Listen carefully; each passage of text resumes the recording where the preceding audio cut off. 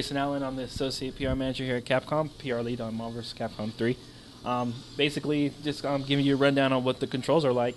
So, traditionally, your normal mode is going to be light, medium, heavy. Light, medium, heavy attacks. This is going to be your launch button right here. And then you're going to have two assist buttons. Oh, one character is dead here. And that's pretty much how it's going to operate in Marvel vs. Capcom 3. The cool part about simple mode is it takes your combat capabilities and it streamlines it even more, so that light, medium, heavy becomes just one button and you just cycle through light, medium, heavy. And then your second button is your special attack, and of course your big whopping super attack that's coming on your third button. And that's what changes in simple mode for you.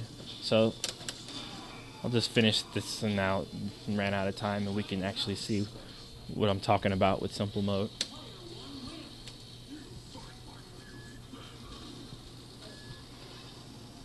So what do the hardcore players think of simple mode versus normal mode? Well, of course, some people were concerned because they thought that would throw off balance and whatnot. But what you find is that the pros are completely capable of holding their own against the simple dudes. Simple mode, because essentially it just simple mode just streamlines the controls so that you don't have to worry about pulling off the down toward and all that kind of functionality.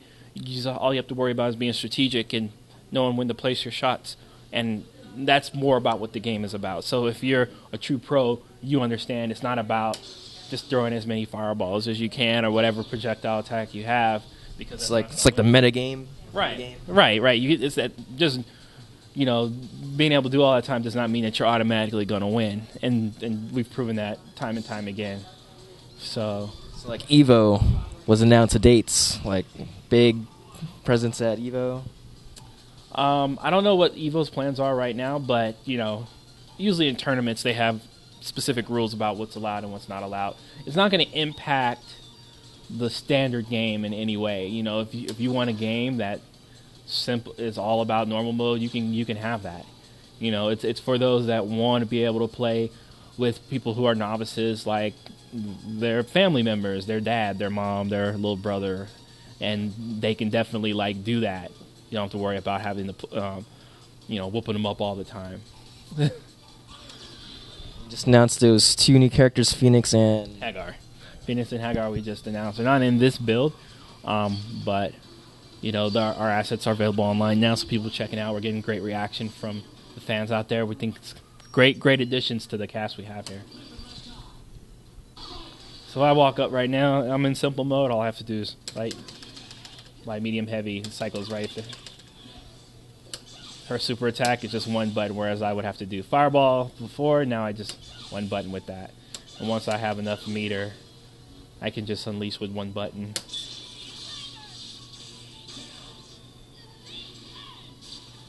And that's basically what you have. Everything else stays the same, so your launch button is going to be the same, and your assist and tag buttons functionality stays quite the same.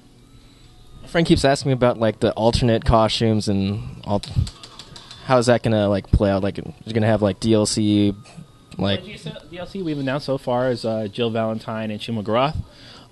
No word on anything else yet, but expect to have a lot of fun with Jill Valentine and Shuma Gorath when they come out.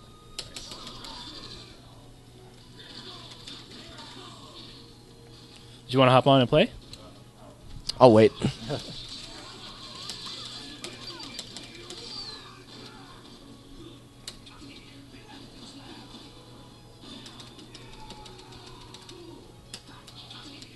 One also thing to point out about simple mode is that even though it makes it easier to do attacks like that, the variety of attacks that are usually available to your characters are less. You'll have a fraction of the moves that you traditionally have. So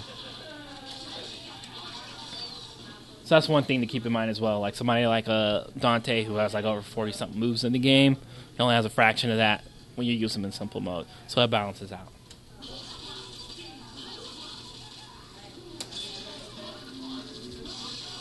How did Capcom decide what characters are going to be on the roster? Is there a room with a bunch of dudes saying, no, I want this character, no?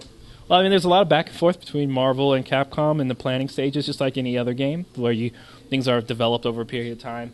Marvel makes their recommendations, Capcom makes their recommendations, and they finally come to an agreement about it. But yeah, definitely we had, Marvel was, none of these characters were, picked out of a hat. Basically, Marvel was involved from the very beginning, making suggestions and also on what they wanted the alternate costumes to do because they wanted that to reflect what you see in the continuity of their comics. So it's a very deliberate process.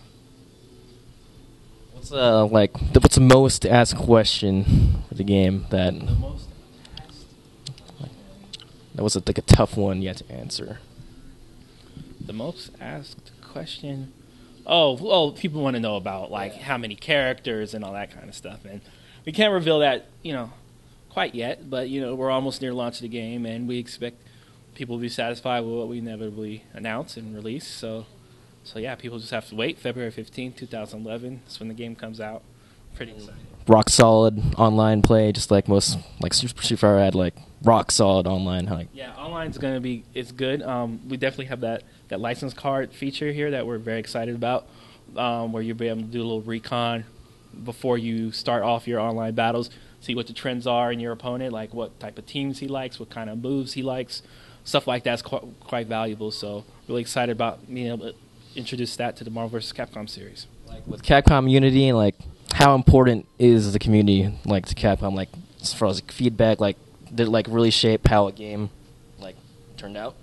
Yeah, I mean, definitely Seth Killian, who comes from the community. I mean, he was a Street Fighter pro for a long time, and having him in the community and his outreach that he does, where he's finding out what people are thinking and what they're saying when we have these fight clubs, that definitely gets fed back into the development process.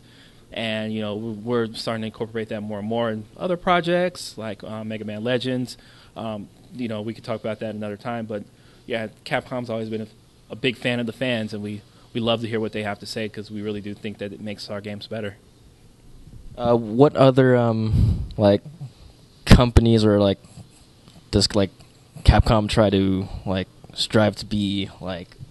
Well, we can't speak on any other publisher. All we can say is we definitely try to challenge ourselves and compete against ourselves. If we knew that we had a great Street Fighter game, we try to outdo that the next time around. Marvel vs. Capcom 2 was highly coveted title for a long time. People have been wanting this title for a very long time, so we had to make sure that we delivered. So that challenge was competing against ourselves, making sure we delivered something that could outperform Marvel vs. Capcom 2.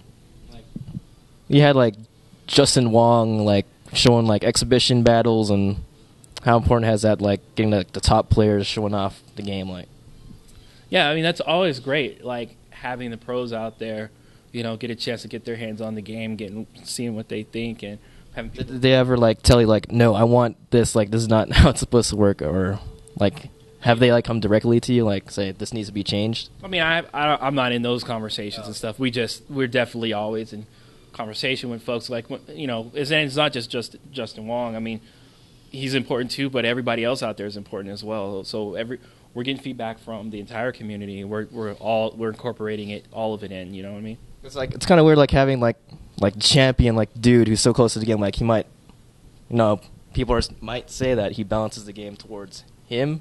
Not I'm saying that, but well, I mean, which is why I'm saying we're listening to everybody. We're taking in his feedback, and we're taking in feedback from people who have the opportunity to test out simple mode, who aren't necessarily pros, and seeing what they're thinking about it, because we're definitely trying to make this game for a wider audience, and we definitely think we've accomplished that. So, release date coming out. Release date coming out. Yeah, February 15th, 2011 on both PlayStation 3 and Xbox 360. Thank you.